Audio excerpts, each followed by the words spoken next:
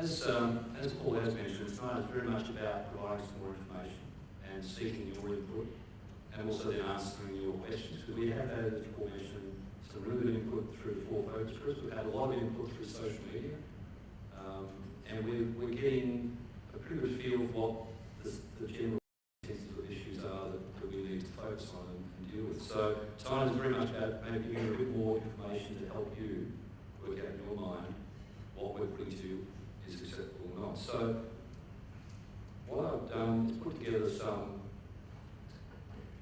slides. Just turn back to the start.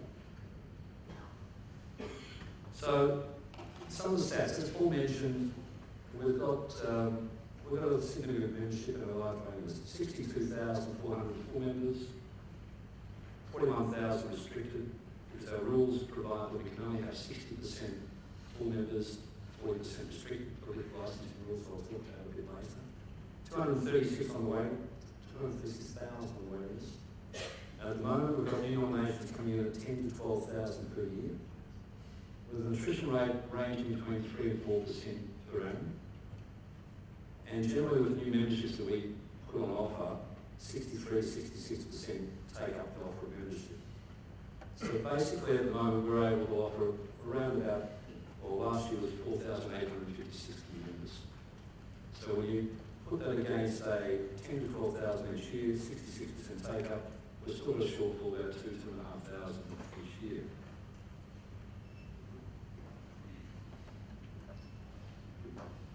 We also, a few years ago, 2012, commissioned an actuarial study, some modelling done, to just see what impact. Because at the moment, our waiting list is actually, we're up to 1996 restricted, which means effectively it's an 18-19-year wait for those present being offered.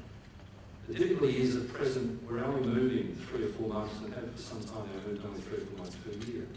So a few years ago, the committee decided we needed to understand more clearly where this was heading, because whilst 18 years is an acceptable rate, clearly the number of nominations and the size of the waiting list was obviously adding complications to that. So through that modelling, we were advised that as of today, as Paul mentioned a moment ago, put an application for nomination today is 41 years, and it will get longer as time goes on.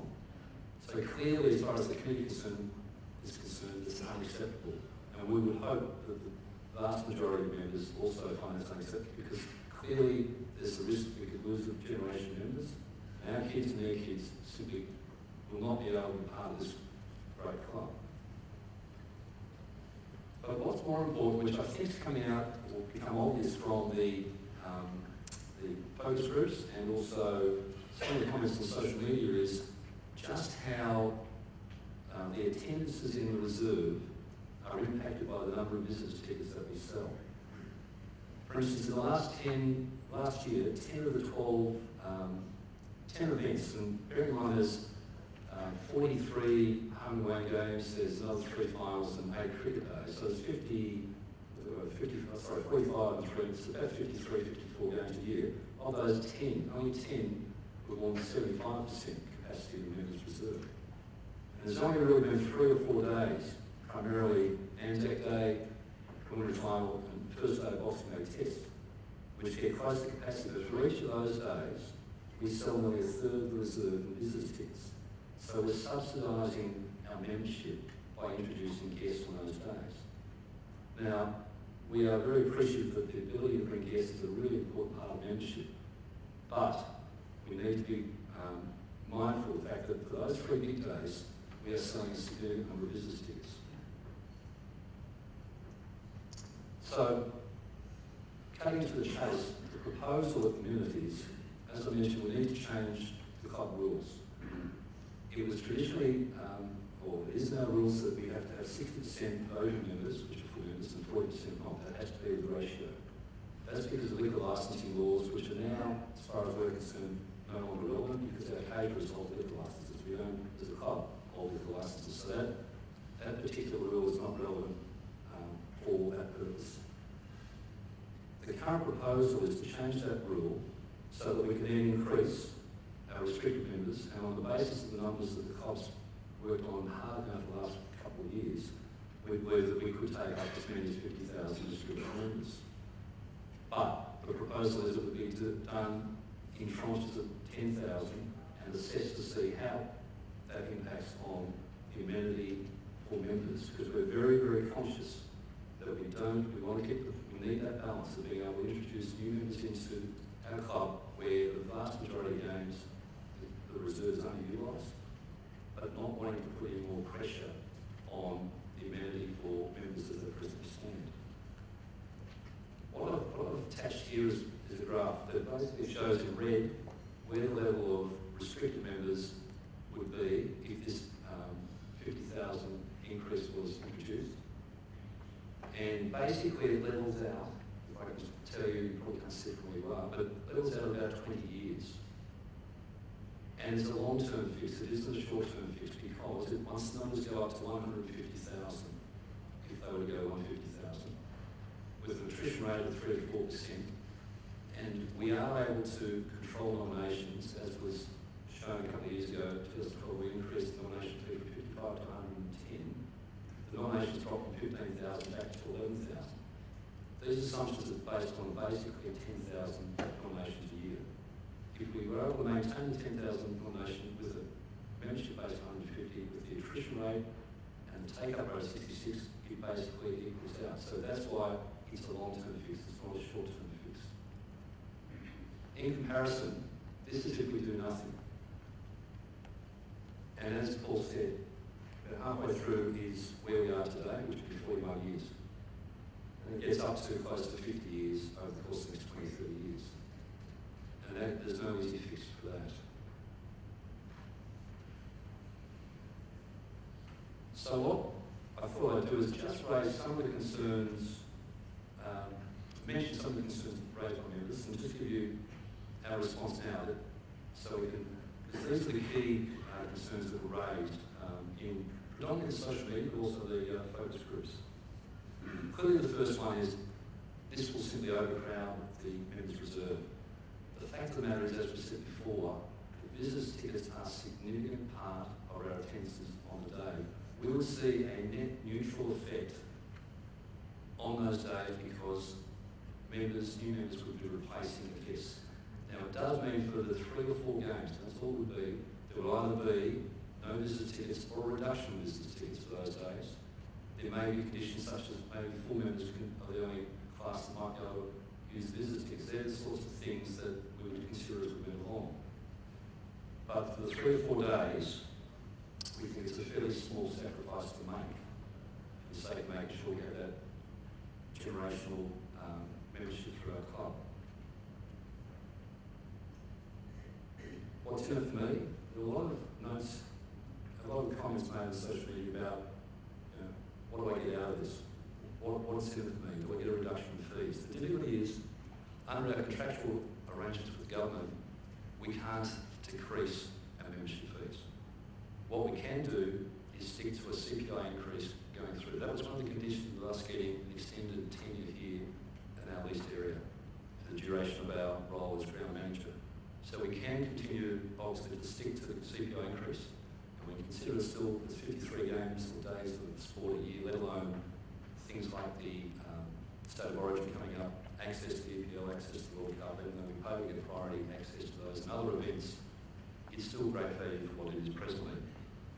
And the fact of the matter is, this isn't about the money. There was also comments on social media about it's a money grab. Hand on heart, it's the furthest thing from our committee's mind. This is about trying to deal with the waiting list, trying to make sure our kids and their kids get access to this club. It's not the money. The club's in a strong financial position. We don't need the money. This isn't driving it. It is about trying to fix this problem. The other question is, well, where will the money go to? Clearly, it will depend on how many members come through. As I've said before, we may not get to 50. If we get to 10 or 20 or even 30 and we decide as a committee that that's the maximum amount we should be introducing, we will stop there if we feel that going any further will affect the members' use of the facility, because that's the key, is to get the balance right. But once the money does come in, part of those funds at this stage most likely go back into the ground, and you will notice over the last period of time, the last 6 to 12 months, we've spent money on new scoreboards. There's money going in to improve the Wi-Fi, and the Wi-Fi will be as good as anything in the world once it's done. Increase about 700 extra screens around the ground so you can keep watching the game while you're getting something to eat. The LED screens around level 2, the increased advertising. The subsidy for food and drink, again, as you probably read, the cops put in $1 million a year with Spotless, putting them in as well, to reduce the prices for food and drink. One of the other things we're looking at the moment is also talking to Spotless about increasing the number of staff used in bars and restaurants, because that's also come through the social media, is the frustration with the time it takes to get a drink at half time or before a game of the rush hour. So again, our focus is to try and improve the things that will improve the enjoyment of your time here with members.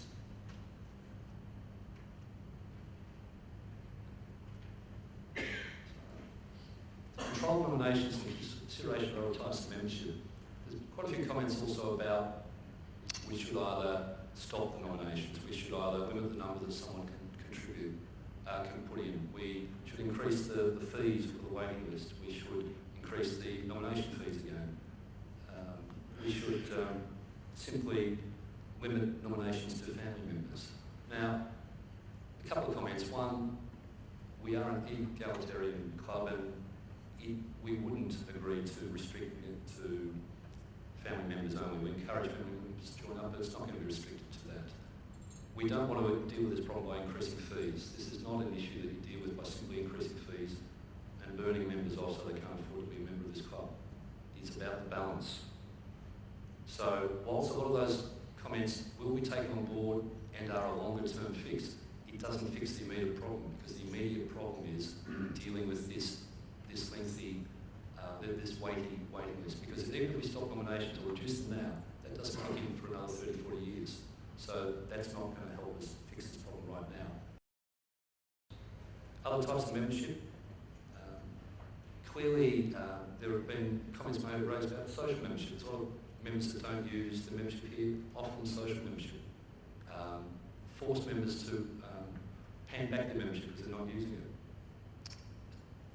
Social membership would only have an immaterial impact. It's something, again, we'll continue to consider, but at the moment, it won't fix the problem, because there aren't that many. There's a lot of our members, and we've already canvassed them from time to time, that say they love this place. They don't care if they don't come. They may come to a game down the track, but they do not want to relinquish their membership.